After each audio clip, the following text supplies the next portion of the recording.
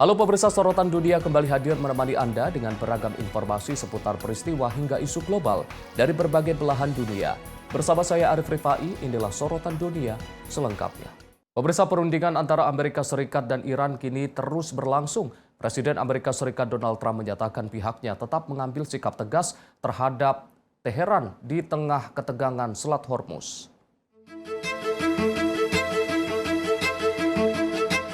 Presiden Amerika Serikat Donald Trump menyatakan komunikasi dengan Iran saat ini berjalan cukup baik.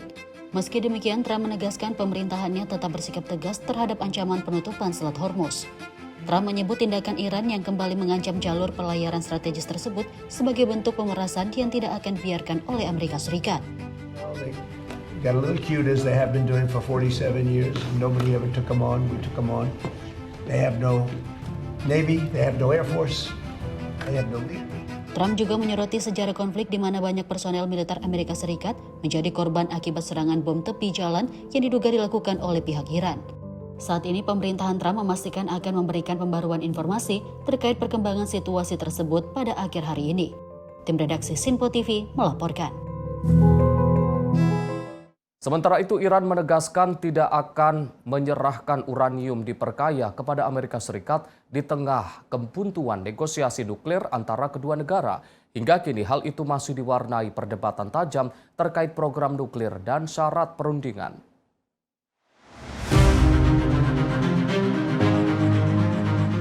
Pemerintah Iran melalui Wakil Menteri Luar Negeri Said Khatibzadeh menyatakan negaranya tidak akan menyerahkan uranium yang telah diperkaya kepada Amerika Serikat. Iran juga menegaskan tidak akan melanjutkan perundingan langsung dengan pihak Amerika karena dinilai masih mempertahankan posisi maksimalis. Sebelumnya, Presiden Amerika Serikat Donald Trump juga menyatakan keinginannya untuk mengambil seluruh uranium diperkaya Iran yang disebut terkubur di lokasi nuklir.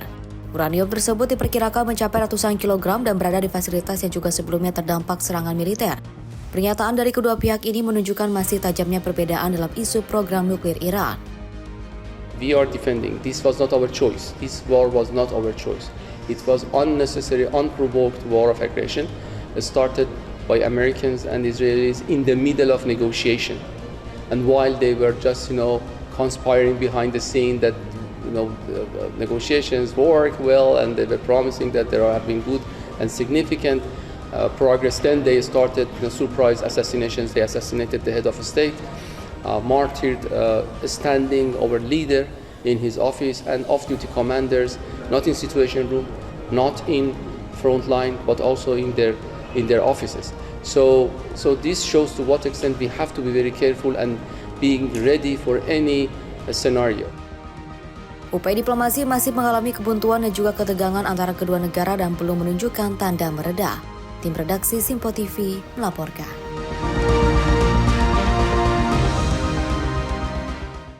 Pemirsa, warga di Lebanon Selatan mulai kembali ke tempat tinggal mereka pada hari Minggu ini. Mereka disambut dengan pemandangan pilu akibat kehancuran luas pasca 6 pekan konflik antara Hizbullah dan Israel.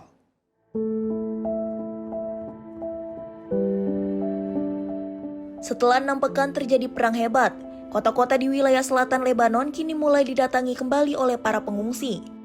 Namun harapan untuk kembali hidup normal harus sirna saat mereka tiba di lokasi. Pemandangan menyedihkan terlihat di sepanjang jalan, di mana bangunan rumah dan toko-toko telah rata dengan tanah. Banyak warga yang tidak menyangka akan melihat tingkat kerusakan yang begitu parah terhadap tempat tinggal mereka. Meski dihadapkan pada situasi sulit, warga setempat tetap menunjukkan ketangguhan mereka. Mereka menegaskan tidak akan meninggalkan tanah kelahiran meski harus memulai semuanya dari nol. Hingga saat ini, proses pemulihan wilayah tersebut masih menjadi tantangan besar bagi masyarakat yang terdampak. Tim redaksi Sinpo TV melaporkan.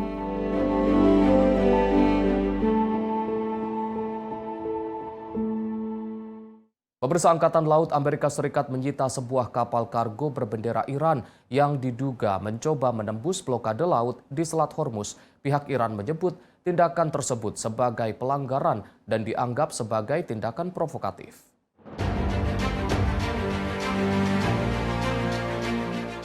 Pasukan Angkatan Laut Amerika Serikat melakukan intersepsi dan penyitaan terhadap sebuah kapal kargo berbendera Iran di perairan dekat Selat Hormuz dalam sebuah operasi militer yang berlangsung di wilayah strategis tersebut. Kapal tersebut dilaporkan mencoba melewati blokade maritim yang diberlakukan oleh Amerika Serikat terhadap pelabuhan Iran meski telah diberikan peringatan oleh otoritas militer setempat. Setelah mengabaikan peringatan, kapal itu akhirnya dilumpuhkan dan dikuasai oleh pasukan marinir Amerika Serikat. Dalam operasi yang dilaporkan berlangsung cepat dan terkendali. Insiden ini menjadi intersepsi pertama sejak blokade tersebut dimulai pekan lalu, sekaligus menandai peningkatan tindakan penegakan di lapangan. Pihak Iran menyebut tindakan tersebut sebagai pelanggaran dan mengancam akan memberikan respon terhadap apa yang dianggap sebagai tindakan provokatif. Penyitaan ini terjadi di tengah ketegangan yang masih tinggi antara kedua negara, serta proses diplomasi yang masih terhambat dan belum menunjukkan tanda-tanda terobosan. Selat Hormuz sendiri merupakan jalur strategis dunia yang dilalui sebagian besar pasokan energi global, sehingga setiap gangguan di kawasan ini berpotensi berdampak luas. Hingga kini, situasi di kawasan masih terus mendapat perhatian dunia, di tengah resiko eskalasi lebih lanjut, serta kekhawatiran akan terjadinya konflik yang lebih besar di kawasan. Tim redaksi Sinpo TV melaporkan.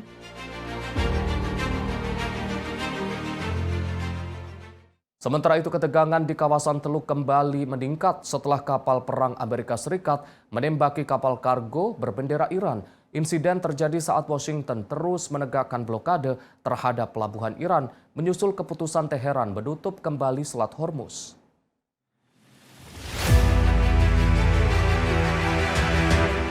Rekaman video yang dirilis Komando Pusat Militer Amerika Serikat menunjukkan detik-detik kapal perang USS Purwans melepaskan tembakan ke arah kapal kargo berbendera Iran.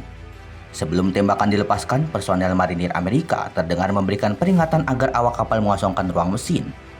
Kapal perang terlihat menembakkan sejumlah proyektil setelah peringatan berulang selama 6 jam tidak diindahkan. Menurut keterangan militer Amerika Serikat, kapal MV Tuska sedang berlayar di Laut Arab bagian utara dengan kecepatan 17 knot menuju Bandar Abbas, Iran. Setelah gagal mematuhi peringatan, USS Purwans mengarahkan evakuasi ruang mesin sebelum akhirnya melakukan penindakan. Presiden Amerika Serikat Donald Trump menyatakan pasukan marinir telah mengambil alih kapal tersebut setelah sebelumnya memberikan peringatan.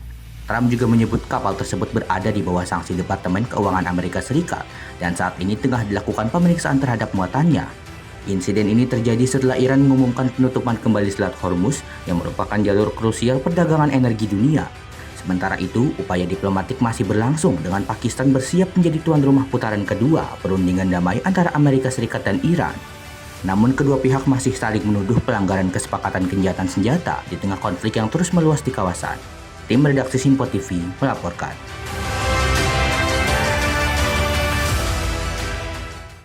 Pemirsa, tim penyelamat masih terus mencari korban dan pencintas di bawah reruntuhan pasca serangan udara Israel di kota Tire, Lebanon. Hingga hari keempat, pemirsa, proses evakuasi masih berlangsung di tengah puing-puing bangunan.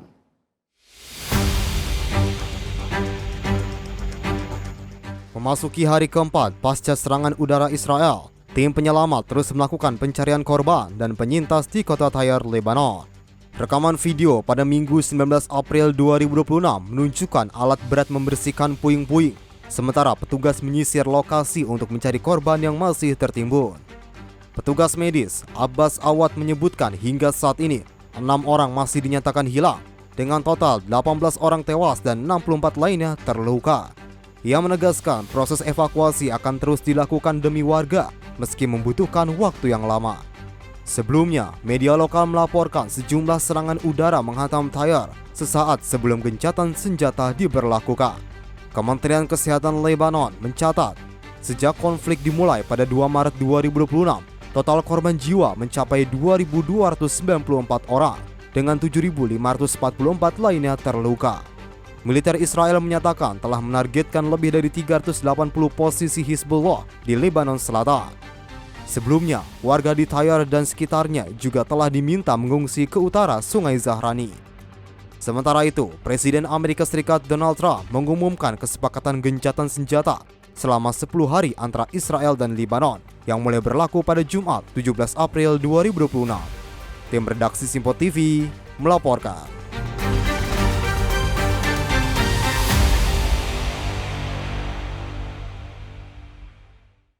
Pemirsa, ribuan warga di Pakistan menggelar aksi untuk memperingati 40 hari wafatnya peringatan pemimpin tertinggi Iran, Ali Khamenei. Aksi ini menjadi simbol solidaritas di tengah memanasnya konflik kawasan pasca serangan Amerika Serikat dan Israel terhadap Iran.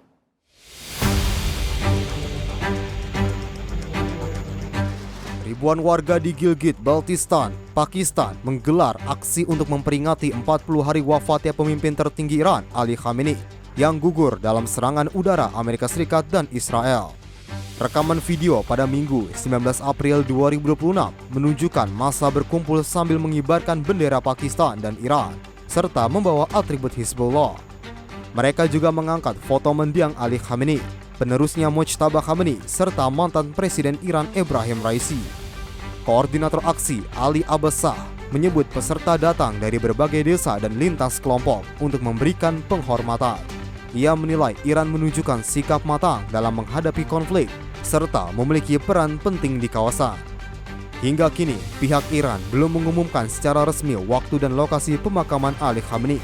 Sementara itu, upaya diplomatik melalui gencatan senjata dan perundingan masih belum menghasilkan kesepakatan final.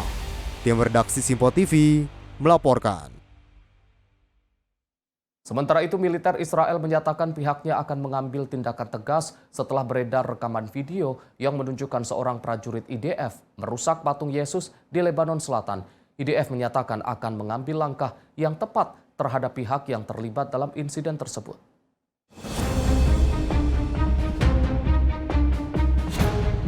Militer Israel atau IDF mengonfirmasi keaslian sebuah rekaman yang menunjukkan seorang prajurit merusak patung Yesus Kristus di wilayah Lebanon Selatan dalam insiden yang langsung menarik perhatian publik.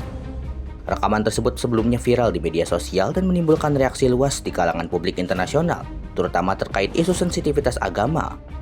Dalam pernyataannya, IDF menyebutkan tindakan prajurit tersebut tidak sesuai dengan nilai-nilai militer dan dianggap sebagai pelanggaran serius yang bertentangan dengan standar perilaku pasukan. Pihak militer juga menegaskan bahwa penyelidikan lebih lanjut sedang dilakukan oleh Komando Utara untuk mengetahui rincian kejadian dari pihak terkait. IDF menyatakan akan mengambil langkah yang tepat terhadap pihak yang terlibat dalam insiden tersebut sesuai hasil penyelidikan dan menjamin penegakan disiplin internal. Insiden ini terjadi di tengah situasi yang masih tegang meski gencatan senjata antara Israel dan Lebanon telah mulai berlaku dengan kondisi keamanan yang masih rentan terhadap konflik terbuka. Israel sendiri dikabarkan berencana membentuk zona keamanan di sepanjang perbatasan hingga Sungai Litani sebagai bagian dari strategi pengamanan wilayah. Hingga saat ini perkembangan kasus ini masih terus dipantau, seiring dengan proses penyelidikan yang berjalan serta menjadi perhatian komunitas internasional. Tim redaksi Simpo TV melaporkan. Kita beralih ke informasi lain, pemirsa. Kebakaran besar melanda sebuah desa pesisir di Sabah, Malaysia yang menghanguskan sekitar 1.000 rumah dan memaksa ribuan warga mengungsi. Kebakaran ini menyisakan kerusakan luas di kawasan permukiman padat tersebut.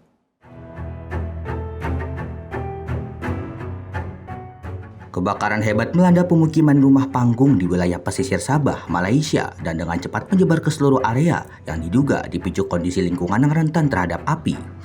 Rekaman video menunjukkan kepulan asap tebal membumbung tinggi saat api melalap deretan rumah kayu yang berdiri rapat satu sama lain sehingga mempercepat penyebaran api ke pemukiman sekitar. Kondisi pemukiman yang padat dan dinominasi material mudah terbakar membuat api cepat meluas hingga menghanguskan sekitar 1.000 rumah dalam waktu yang relatif singkat. Sejumlah warga terlihat berdiri di antara puing-puing setelah rumah mereka ludes terbakar, sementara tim darurat terus melakukan penanganan dan berupaya menstabilkan situasi di lokasi kejadian.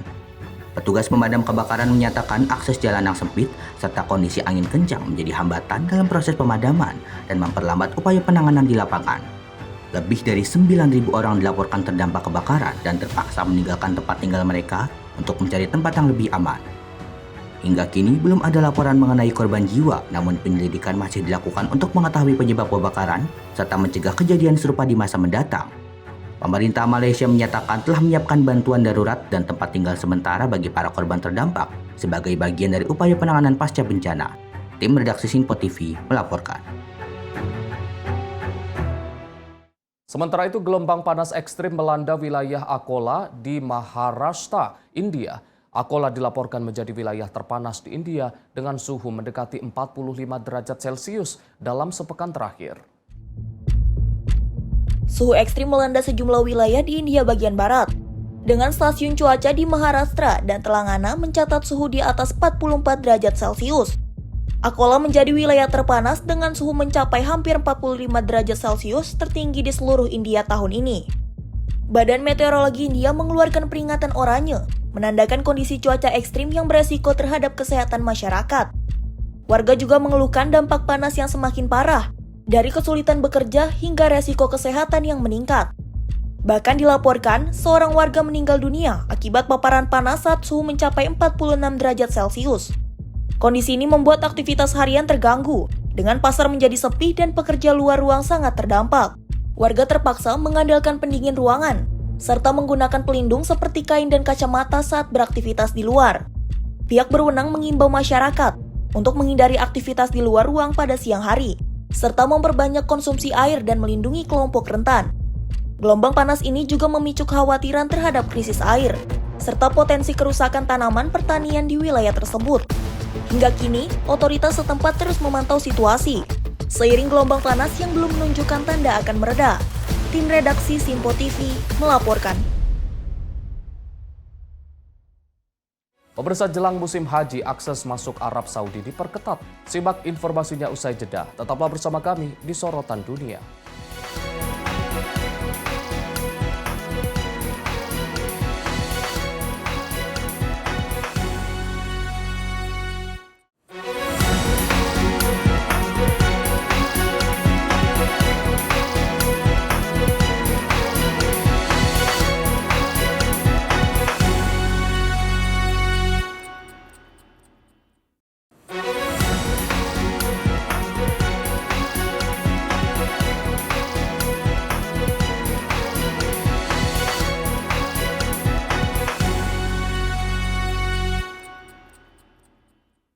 Pemirsa, Anda kembali menyaksikan Sorotan Dunia. Memasuki musim haji 2026, pemerintah Kerajaan Arab Saudi memperketat akses masuk semua orang ke Tanah Suci. Tak hanya kendaraan pribadi, pemeriksaan juga dilakukan oleh bus-bus yang mengangkut penumpang menuju ke Arab Saudi. Kepolisian Arab Saudi melakukan pemeriksaan sangat ketat saat memasuki musim haji 1447 Hijriah 2026. Kepolisian mencegat bus petugas haji di Jalan Tol Mekah Jeddah 20 km sebelum masuk kota Mekah pada Sabtu 18 April 2026 waktu Arab Saudi. Setelah melakukan pemeriksaan, salah seorang petugas polisi naik ke atas bus. Ia menghitung satu persatu petugas yang sudah memakai pakaian ihram. Pemeriksaan kembali terjadi pada 12 km sebelum masuk kota Mekah. Langkah ini bagian dari pengawasan ketat pemerintah Arab Saudi. Pemerintah Arab Saudi resmi memberlakukan pembatasan ketat masuk ke Mekah mulai 13 April 2026 sebagai bagian dari persiapan penyelenggaraan ibadah haji. Dalam aturan terbaru ini, akses ke Mekah hanya diberikan kepada pemegang visa haji resmi, pekerja dengan izin khusus di area tempat suci, dan penduduk dengan identitas resmi yang diterbitkan di Mekah. Langkah ini diambil untuk memastikan kelancaran dan keselamatan pelaksanaan ibadah haji yang setiap tahun diikuti jutaan jemaah dari seluruh dunia. Pemerintah juga menetapkan bahwa 18 April 2026 menjadi batas akhir bagi jemaah asing pemegang visa umroh untuk meninggalkan Arab Saudi. Setelah tanggal tersebut, penerbitan izin umroh melalui platform nusuk dihentikan sementara hingga 31 Mei. Semua jenis visa selain visa haji tidak diperbolehkan masuk ke Mekah. Kebijakan ini bertujuan mengendalikan kepadatan menjelang puncak musim haji. Pemerintah mengingatkan seluruh pihak agar mematuhi aturan yang berlaku. Pelanggaran terhadap kebijakan ini dapat berujung pada sanksi tegas, termasuk denda dan tindakan hukum lainnya. Kebijakan pengetatan ini menjadi bagian dari upaya Arab Saudi menjaga keamanan, ketertiban, serta kelancaran ibadah haji yang merupakan salah satu rukun Islam dan menjadi perhatian dunia setiap tahunnya. Dari Mekah Al-Mukarramah, Ferdi Setiawan, Simpo TV melaporkan. Sementara itu, pemirsa, tenaga pendukung PPIH Arab Saudi siap memperkuat layanan jemaah haji di musim haji tahun ini. Sebanyak 423 tenaga pendukung yang terdiri dari petugas mukimin dan mahasiswa mengikuti pembinaan teknis sebagai bagian dari pemantapan tugas. Tenaga pendukung petugas penyelenggara ibadah haji atau PPIH Arab Saudi turut menjadi garda terdepan dalam memastikan kelancaran pelayanan jemaah haji Indonesia, khususnya di daerah kerja Madinah dan bandara. Sebanyak 423 tenaga pendukung yang terdiri dari petugas mukimin dan mahasiswa mengikuti bimbingan teknis sebagai bagian dari pemantapan tugas. Mereka dipersiapkan untuk membantu berbagai aspek layanan, mulai dari penyambutan jemaah di bandara, pendampingan di sektor, hingga pelayanan langsung kepada jemaah termasuk lansia. Kepala Kanselara Suharyo Trisasongko menyebut bahwa keberadaan tenaga pendukung sangat vital dalam mendukung kinerja PPIH secara keseluruhan. Rencananya tenaga pendukung akan disebar ke dua dakar utama yakni bandara dan juga Madinah, serta ditempatkan di titik-titik strategis yang membutuhkan bantuan langsung kepada jemaah. Ini adalah bimbingan teknis tenaga pendukung PPI Arab Saudi untuk wilayah daerah kerja Madinah dan wilayah kerja Bandara Madinah. BIMTEK kali ini dihadiri oleh 423 mukimin dan juga mahasiswa yang berdomisili di Arab Saudi. 423 itu nanti akan disebar di wilayah Madinah sebanyak 7 sektor, yaitu 5 sektor di hotel-hotel di wilayah Markaziyah, kemudian 1 di Bir Ali, dan 1 lagi di Seksus Haram, insya Allah. Kemudian nanti yang di Dakar Bandara Madinah akan dibagi 3 sektor, dan 3 shift, insya Allah. Untuk jumlah peserta saat ini sampai kapan pelaksananya, Pak? Insya Allah pelaksanaan BIMTEK di Madinah akan dilaksanakan mulai hari ini sampai dengan tanggal 21 April. Insya Allah. Dari Madinah, Arab Saudi, Ferdi Setiawan, Simpo TV melaporkan. Petugas penyelenggara ibadah haji Arab Saudi menyatakan kesiapan penuh menyambut kedatangan kloter pertama jemaah haji Indonesia. Seluruh layanan dipastikan siap untuk memberikan layanan dan pendampingan selama di Tanah Suci.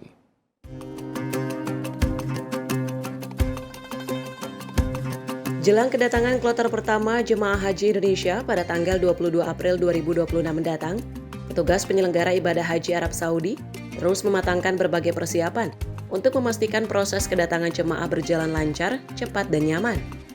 Saat ini sebanyak 460 petugas PPIH Arab Saudi telah tiba di Tanah Suci dan telah mulai bertugas di Dakar Bandara dan Dakar Madinah. Setibanya di bandara, jemaah haji nantinya akan menjalani proses pemeriksaan dokumen serta keimigrasian.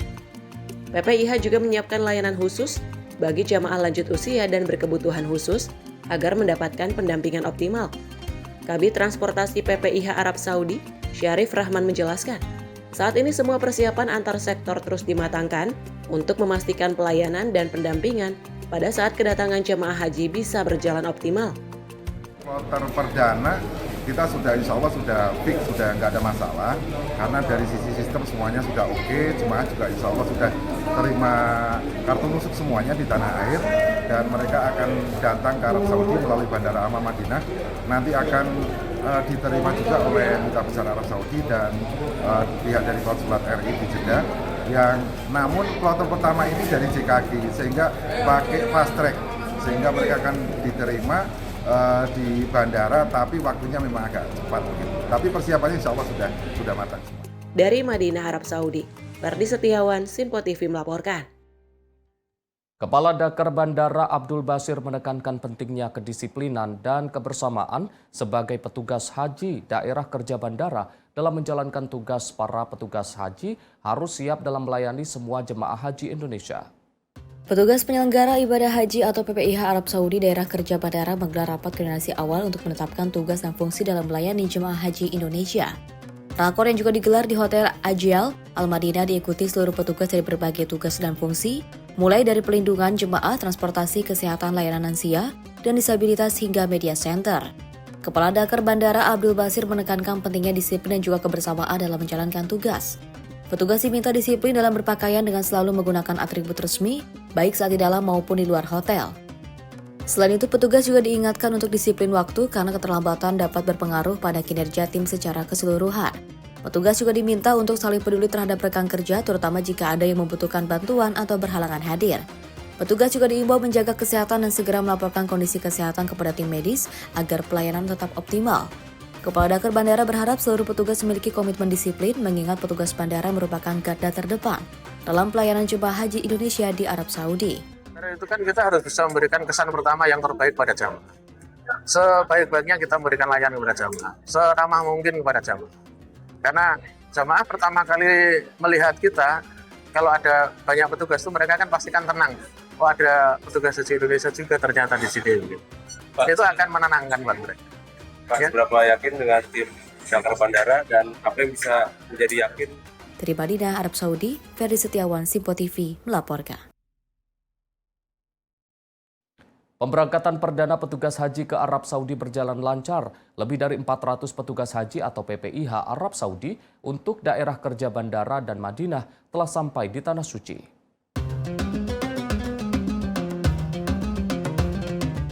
Kementerian Haji dan Umroh telah memberangkatkan sebanyak 460 petugas haji ke Tanah Suci.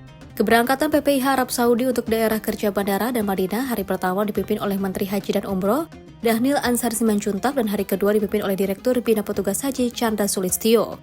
Salah satu momen paling mengharukan dalam pemberangkatan petugas haji adalah saat mencium bendera pusaka merah putih sebagai simbol menjalankan tugas negara.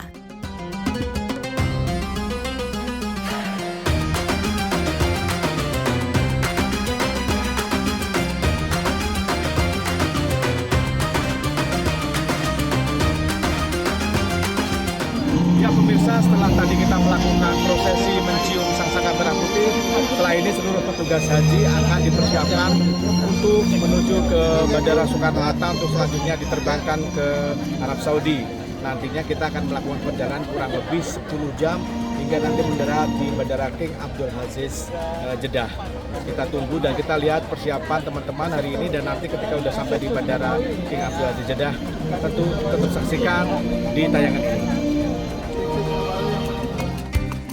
Para petugas haji mengaku sangat bangga bisa menjadi petugas haji dan siap bekerja sepenuh hati melayani para jemaah haji di Tanah Suci nantinya.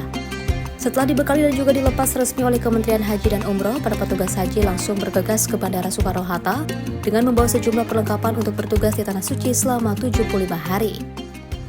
Ya pemirsa, sekarang kita akan menuju ke Bandara Soekarno-Hatta untuk selanjutnya melakukan perjalanan panjang ke Tanah Suci. Ini perlengkapannya. Topi, tas, ransel di belakang, dan juga ada kartu nusuk, dan juga ada gelang. Ini adalah salah satu syarat wajib yang dimiliki oleh petugas, bahkan oleh seluruh jamaah haji juga harus memiliki nusuk dan juga memiliki gelang untuk identitas selama nanti kegiatan ibadah di Tanah Suci. Yuk kita langsung menuju ke masjid, terus selanjutnya kita menuju ke Bandara Soekarno-Hatta. Berdasarkan jadwal penerbangan, para petugas haji terbang menggunakan pesawat Garuda Indonesia pada pukul 16.00 waktu Indonesia Barat dan dijadwalkan akan tiba di Jeddah pada pukul 11 malam waktu Arab Saudi. Seperti diketahui, waktu Indonesia dan Arab Saudi selisih 4 jam lebih cepat di Arab Saudi.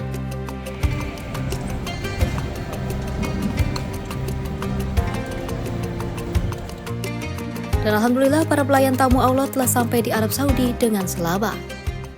Ya pemirsa, sekarang saya dan teman-teman PPIH sudah sampai di Bandara King Abdul Aziz Jeddah.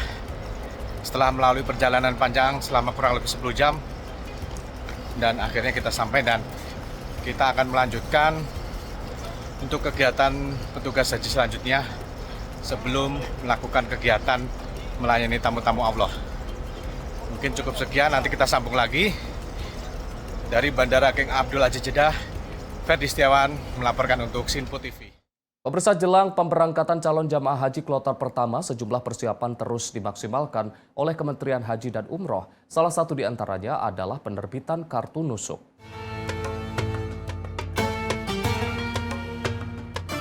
Ada yang berbeda dengan penyelenggaraan ibadah haji tahun 2026. Perbedaan utama haji tahun ini adalah kartu nusuk atau smart card dibagikan dan diaktifasi langsung di embarkasi Indonesia, bukan lagi di Arab Saudi. Langkah jemput bola ini bertujuan menghindari antrean, kendala teknis administrasi, dan juga memastikan jemaah untuk memegang identitas resmi sejak keberangkatan. Ya pemirsa, ada yang berbeda ibadah haji tahun ini dibandingkan dengan tahun-tahun sebelumnya, di mana pada saat ini kita semua dibekali kartu nusuk yang jika pada tahun sebelumnya dibagikan di Tanah Suci, namun sekarang di semua embarkasi sudah diberikan kartu nusuk seperti ini. Ini adalah salah satu kartu yang berfungsi untuk menjadi identitas setiap jemaah haji yang ada di Tanah Suci, baik itu di Masjidil Haram maupun di Masjid Nabawi. Nah, kartu ini berisi tentang identitas pribadi, nama lengkap, foto, nomor visa, dan paspor. Dan juga di dalam kartu nusuk ini terdapat pemondokan, lokasi hotel di Makkah dan Madinah. Dan juga ada informasi perusahaan, data perusahaan jasa haji syariah yang bertanggung jawab. dan termasuk ada data tentang kesehatan para jemaah calon haji atau calon jemaah haji, dan kartu ini harus dibawa setiap calon jemaah haji untuk bisa menjadi identitas agar tidak tersesat di dalam melaksanakan ibadah haji, terutama di Arafah, Musdalifah, dan juga Mina. Nah, bagi para jemaah haji jangan lupa kegiatan apapun, baik itu keluar hotel, baik itu sedang bertemu dengan saudaranya di Arab Saudi, tetap menggunakan kartu ini. Tapi ingat, jangan sampai menunjukkan kartu ini dengan barcode-nya ke sembarang orang, karena ini sangat diingatkan agar tidak terjadi penipuan, agar tidak terjadi juga kejahatan yang memanfaatkan dengan data barcode ini. Calon jemaah haji 2026 harus memastikan telah memiliki kartu nusuk sebelum berangkat ke Tanah Suci atau saat diembarkasi. Selain kartu nusuk, calon jemaah haji juga akan diberikan gelang pintar guna menghindari kesalahan jalan atau tersesat saat berada di Arab Saudi. Pemirsa, ada salah satu lagi yang menarik dari pelaksanaan ibadah haji tahun ini, yaitu penggunaan dari gelang pintar yang terbuat dari tembaga ini. Di dalam gelang ini terdapat nomor paspor kita sebagai jemaah haji, terus juga ada nama kita, sehingga ketika calon ibadah haji tersesat di Arafah, di Musdalifah maupun di Madinah maupun di Mekah, bisa dicari oleh petugas dan juga langsung bisa bertanya kepada petugas tentang lokasi di mana dia berada. Sejumlah petugas haji PPIH Arab Saudi mengaku apresiasi kebijakan Kementerian Haji dan Umroh terkait dengan kartu nusuk dan gelang pintar. Ya, jadi fungsi gelang ini di sini ada paspor kita, ada nama, sama ada kalau kita PPIH ada tulisannya PPIH. Kalau untuk jemaah haji di sini akan tercantum kloter, jadi kloter berapa, nama jemaah sama paspor, sehingga ketika kita menemukan jemaah hilang, kita langsung bisa menemukan jemaah itu berada di kloter berapa. Maka dari itu, himbauan untuk jemaah jangan pernah melepas identitas yang dibagikan oleh pemerintah, yaitu kalung ataupun gelang yang sudah dibagikan. Satu hal yang luar biasa menurut saya, ada progres yang bagus, terutama untuk petugas dan para jamaah. Kartu nusuk ini akan memberikan identitas bagi para jamaah dan petugas, dan dengan segala fasilitas, misalnya kemudahan dalam memperoleh akses hotel dan sebagainya. Kemudian di samping kartu nusuk ini sebagai akses yang diterima oleh para jamaah dan petugas, juga gelang jamaah haji, meskipun gelang ini belum smart wristband gitu, tapi ke depan saya yakin pemerintah akan meningkatkan ini ke smart, ke digital gitu, meskipun ini masih manual, tapi fungsinya lumayan gitu. Satu, menunjukkan identitas para jamaah, kemudian meminimalisir kemungkinan jamaah tersesat dan sebagainya karena ada identitas tercantum kode identitas paspor. Kementerian Haji dan Umroh menghimbau masyarakat tidak memaksakan diri berangkat ke Tanah Suci tanpa dokumen yang sah, termasuk diantaranya jika tidak memiliki kartu nusuk dan gelang haji yang dibagikan oleh Kementerian Haji dan Umroh Republik Indonesia. Bahkan otoritas Arab Saudi kini semakin memperketat pemeriksaan dokumen seluruh jemaah agar benar-benar terdaftar dalam sistem penyelenggaraan ibadah haji. Nah pemirsa, inilah yang merupakan kelebihan dari proses ibadah haji tahun ini. Kita semua berharap, dan kami masyarakat Indonesia, petugas Kementerian Haji, termasuk orang-orang yang akan beribadah haji, jangan khawatir jika Anda ingin berangkat ke Tanah Suci untuk beribadah haji. Disiplin menggunakan gelang yang sudah disediakan dan juga kartu nusuk juga disiapkan. Dengan demikian ibadah Anda akan lancar dan Anda insya Allah akan kembali ke tanah air menjadi haji yang mabrur tanpa ada kendala apapun. Dari Bandara Soekarno-Hatta, Ferdi Setiawan melaporkan untuk Sinpo TV.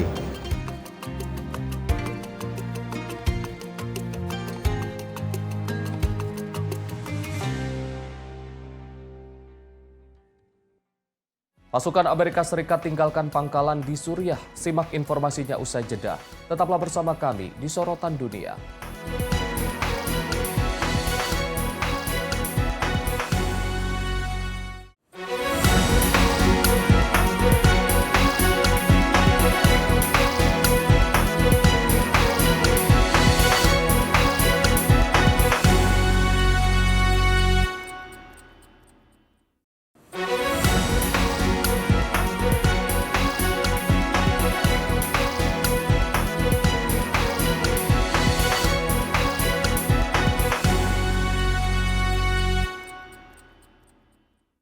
Pemirsa, Anda kembali menyaksikan Sorotan Dunia. Pasukan Amerika Serikat menyelesaikan penarikan diri dari salah satu pangkalan udara di Suriah. Hal ini menandai berakhirnya kehadiran militer di lokasi tersebut.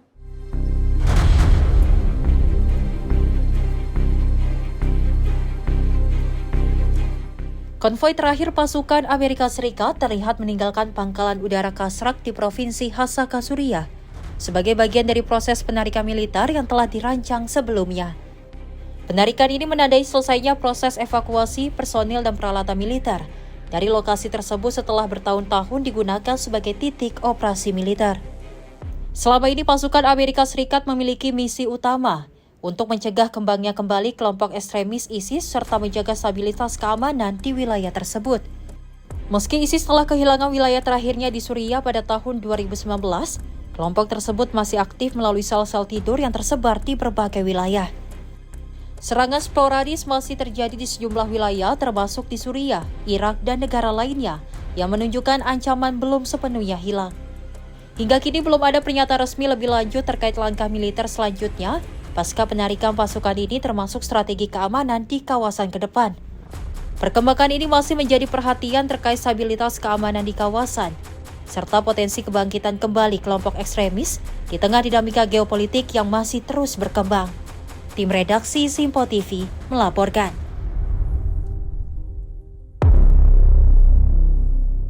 Sekretaris Jenderal PBB Antonio Guterres memberikan peringatan keras terkait merosotnya penghormatan terhadap hukum internasional di berbagai belahan dunia. Guterres menyoroti bagaimana aturan tata kelola kekuatan saat ini banyak diabaikan yang mengakibatkan warga sipil terpapar bahaya besar, terutama di kawasan Timur Tengah.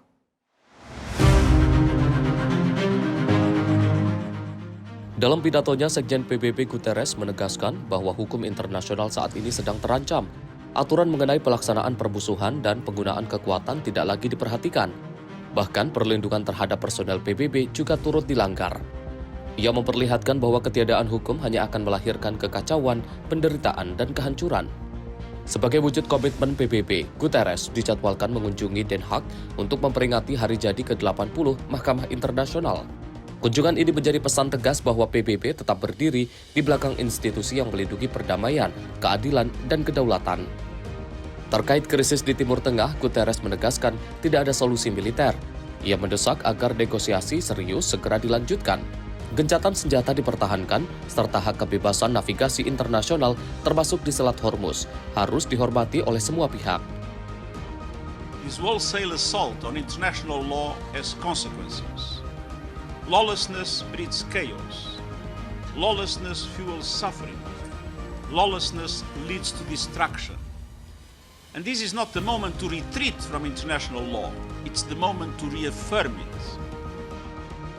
Guterres menyerukan pentingnya pengutamaan diplomasi di atas eskalasi, serta mengajak semua pihak untuk kembali komitmen terhadap hukum internasional demi perdamaian dan martabat manusia. Tim redaksi Simpo TV melaporkan.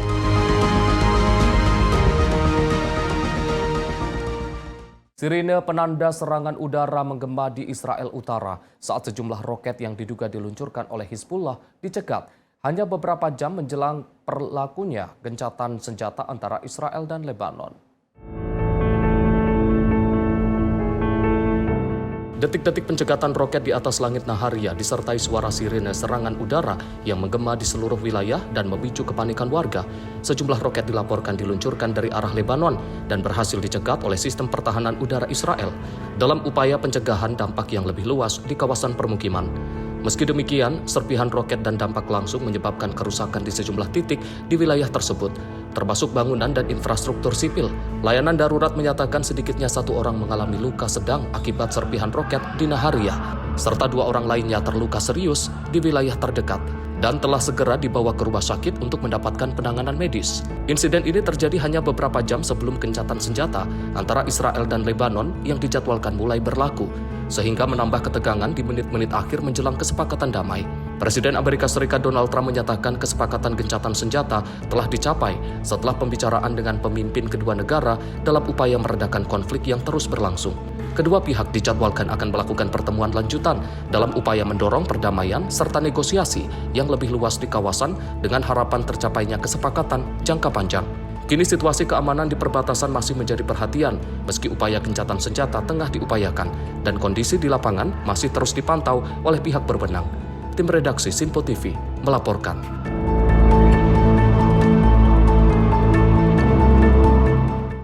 Perdana Menteri Italia Giorgia Meloni menyebut pernyataan Presiden Amerika Serikat Donald Trump terhadap Paus Leo ke-14 sebagai tidak dapat diterima. Pernyataan Perdana Menteri Italia muncul setelah Trump mengkritik Paus Leo ke-14 terkait sikapnya yang menolak perang.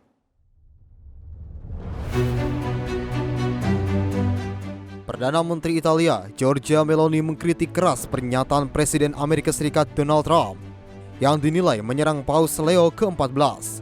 Meloni menegaskan bahwa ucapan Trump tersebut tidak dapat diterima dan tidak mencerminkan sikap saling menghormati. Ia juga menyatakan Paus sebagai pemimpin gereja Katolik memiliki hak untuk menyerukan perdamaian dan mengecam segala bentuk perang. Penso che quello che ho detto è quello che penso, che le dichiarazioni in particolare sul pontefice fossero inaccettabili.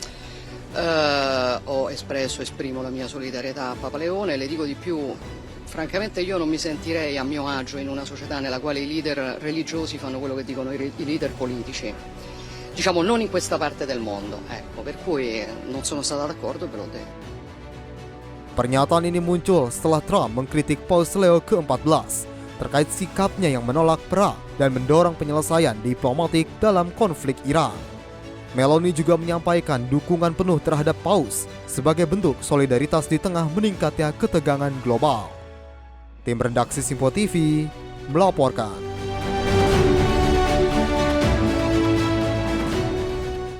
Sejumlah kapal tanker minyak terlihat tertahan di Selat Hormuz saat blokade maritim Amerika Serikat terhadap Iran memasuki hari kedua. Blokade ini mulai mengganggu arus pasokan energi global.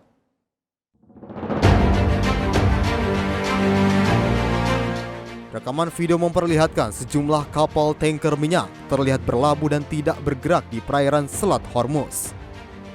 Kondisi ini terjadi seiring dengan berlangsungnya blokade maritim yang diberlakukan oleh Amerika Serikat terhadap pelabuhan Iran. Selat Hormuz merupakan salah satu jalur pelayaran strategis dunia dengan kontribusi sekitar 20% pasokan minyak dan gas global melintasi wilayah ini.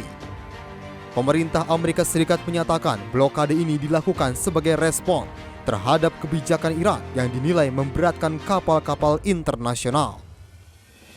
Namun pihak Iran menegaskan bahwa Selat Hormuz berada dalam wilayah maritimnya dan seluruh aktivitas di perairan tersebut berada di bawah pengawasan pasukan Iran.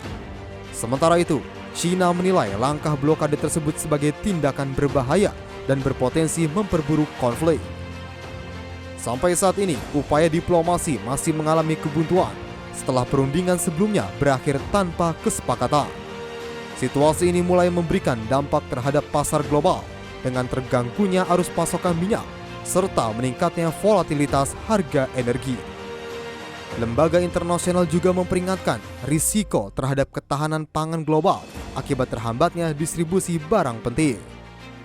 Tim redaksi Simpo TV melaporkan.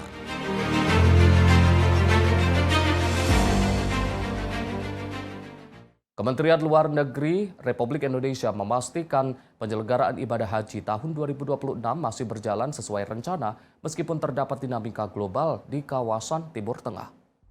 Direktur Perlindungan Warga Negara Indonesia Kementerian Luar Negeri Republik Indonesia, Heni Hamidah, menyampaikan bahwa hingga saat ini belum ada perubahan jadwal keberangkatan jemaah haji Indonesia. Otoritas Arab Saudi tetap menjalankan penyelenggaraan haji sesuai perencanaan awal sehingga proses ibadah dapat berjalan lancar. Terkait situasi keamanan, Heni menegaskan belum ada peringatan khusus yang dikeluarkan pemerintah. Meski demikian, Heni tetap memberikan imbauan kewaspadaan, terutama bagi maskapai atau perjalanan yang melintasi wilayah konflik. Dia meminta agar penerbangan tidak melintasi kawasan konflik. So far, haji masih on schedule ya. Keberangkatan kloter pertama tanggal 22 kalau tidak salah ya, 22 April. Ya, pemerintah Arab Saudi masih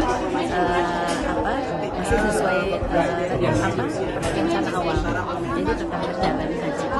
Berarti belum ada warning apapun ya Bu ya? Belum, tapi mungkin disarankan nanti mungkin yang untuk travel jemaah hajinya mungkin untuk penerbangan kalau bisa menghindari wilayah konflik tentunya ya. Kan sebenarnya dari kita ada yang langsung ke Jeddah atau ke Arab other countries is Jadi kalau komunikasi kita dengan Kemenhaj gimana? Koordinasi antara dengan Kemenhaj? kita saling ini sangat baik kok koordinasi. Jadi Kemenhaj juga akan selalu telepon ke kita kalau misalnya ada update terkait perkembangan pelaksanaan haji. Pun demikian dengan kita ya. Dan saat sekarang ini kan sudah ada kantor urusan haji juga di KJRI Jakarta. Kementerian Luar Negeri juga memastikan koordinasi dengan Kementerian Agama serta otoritas terkait terus berjalan dengan baik guna mengantisipasi berbagai kemungkinan selama penyelenggaraan haji.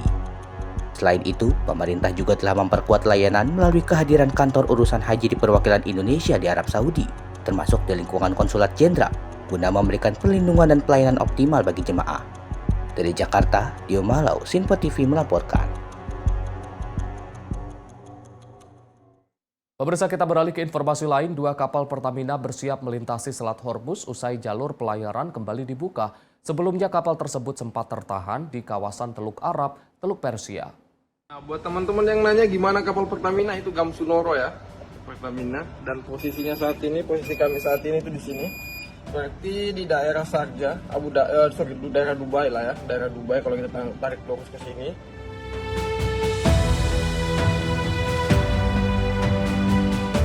PT Pertamina International Shipping memastikan 2 kapal miliknya yang sempat tertahan di kawasan Teluk Arab, Teluk Persia, kini bersiap melintasi Selat Hormuz. Kondisi ini terjadi setelah Iran membuka kembali jalur pelayaran internasional tersebut. 2 kapal yang dimaksud Pertamina Pride dan Gamsunoro sebelumnya tidak dapat melintas dan kini tengah dipersiapkan dengan perencanaan pelayaran yang aman. PIS juga melakukan pemantauan intensif serta menyusun rute analisis risiko hingga rencana kontingensi untuk menjamin keselamatan pelayaran. Perusahaan turut berkoordinasi dengan berbagai pihak termasuk pemerintah dan otoritas terkait guna memastikan seluruh proses perizinan berjalan lancar. Prioritas utama tetap pada keselamatan awak kapal, keamanan kapal, serta kelancaran distribusi energi.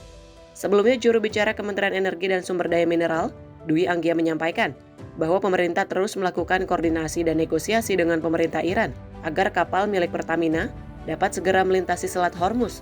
Tim redaksi Sinpo TV melaporkan. Pemerintah Iran resmi membuka kembali Selat Hormuz sebagai jalur pelayaran internasional di tengah meredanya ketegangan di Timur Tengah. Langkah ini menjadi sinyal positif bagi stabilitas pasokan energi global termasuk Indonesia. Kesini, coba kita lihat bagaimana sekarang. Dan sebenarnya kapal ini belum bisa bergerak ya, walaupun sudah terbuka katanya Selat Hormuz. Dan ya, itu dia, Gamsunoro, gede banget kapalnya.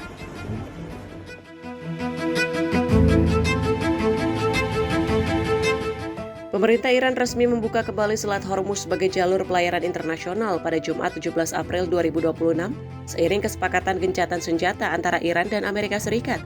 Kebijakan ini dinilai menjadi sinyal meredanya ketegangan di kawasan Timur Tengah sekaligus berdampak positif bagi stabilitas energi global. Juru bicara Kementerian Energi dan Sumber Daya Mineral Dwi Anggia menyebut, keputusan tersebut turut memberikan dampak bagi ketahanan energi Indonesia. Ia menegaskan pembukaan jalur tersebut memberikan kepastian distribusi energi yang sebelumnya sempat terganggu akibat dinamika geopolitik. Terkait 2 kapal milik Pertamina, yakni Pertamina Pride dan Gamsunoro yang sebelumnya tertahan di kawasan tersebut, Kementerian SDM terus berupaya dan berkoordinasi agar keduanya dapat segera melintas.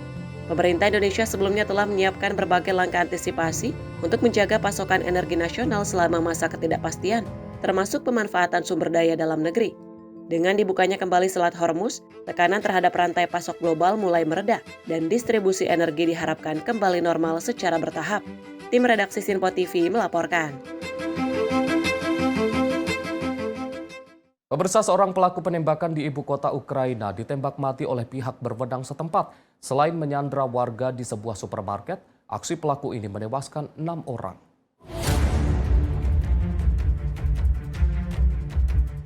Seorang pria bersenjata melancarkan aksi penembakan di kota Kyiv, Ukraina, yang menyebabkan sedikitnya 6 orang tewas serta memicu kepanikan di kawasan perkotaan. Setelah aksi tersebut, pelaku dilaporkan menyandra sejumlah orang dan membarikade diri di dalam sebuah supermarket dengan situasi yang sempat menegangkan. Aparat kepolisian segera melakukan operasi penanganan untuk mengamankan situasi dan menyelamatkan para sandera dengan mengerahkan personil dan peralatan khusus. Dalam operasi tersebut, pelaku akhirnya ditembak mati setelah menimbulkan ancaman serius dan menolak untuk menyerah kepada petugas. Presiden Ukraina Volodymyr Zelensky turut menyampaikan pernyataan terkait insiden mematikan ini, serta menegaskan pentingnya penegakan keamanan.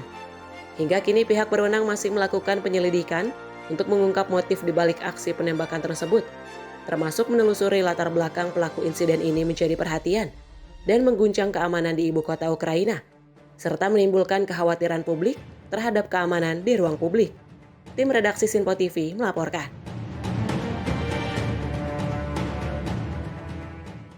Sementara itu, penyanyi asal Amerika Serikat David Anthony Burke atau dikenal sebagai David ditangkap polisi Los Angeles terkait kasus pembunuhan remaja perempuan 15 tahun. Kasus ini menjadi sorotan setelah jenazah korban ditemukan membusuk di dalam bagasi mobil milik pelaku. Penyanyi asal Amerika Serikat David Anthony Burke atau dikenal sebagai David ditangkap polisi Los Angeles Serikat kasus pembunuhan remaja perempuan 15 tahun. Penangkapan tersebut bermula pada September 2025. Polisi menemukan jasad remaja bernama Celeste Rivas Hernandez di dalam bagasi mobil David setelah sebelumnya dilaporkan hilang. Penyelidikan yang juga berlangsung sejak tahun lalu mengarah pada David yang juga kemudian ditangkap pada 17 April 2026. Polisian Los Angeles juga menyatakan penangkapan dilakukan oleh Divisi Pembunuhan dan juga kasus akan dilimpahkan ke jaksa untuk proses hukum. Pihak berwenang menetapkan status penahanan tanpa jaminan terhadap tersangka sambil menunggu penetapan dakwaan. Sementara itu, tim pengacara menegaskan klien mereka tidak terlibat dalam pembunuhan dan bukan penyebab kematian korban. Hingga kini pihak kepolisian belum merinci motif serta kronologi lengkap kejadian. Tim redaksi Sinpo TV melaporkan. Pemirsa, informasi tadi sekaligus menutup sorotan dunia edisi kali ini. Saya Arif Rifai, mewakili seluruh kru yang bertugas mengucapkan terima kasih atas kebersamaan Anda. Sampai jumpa.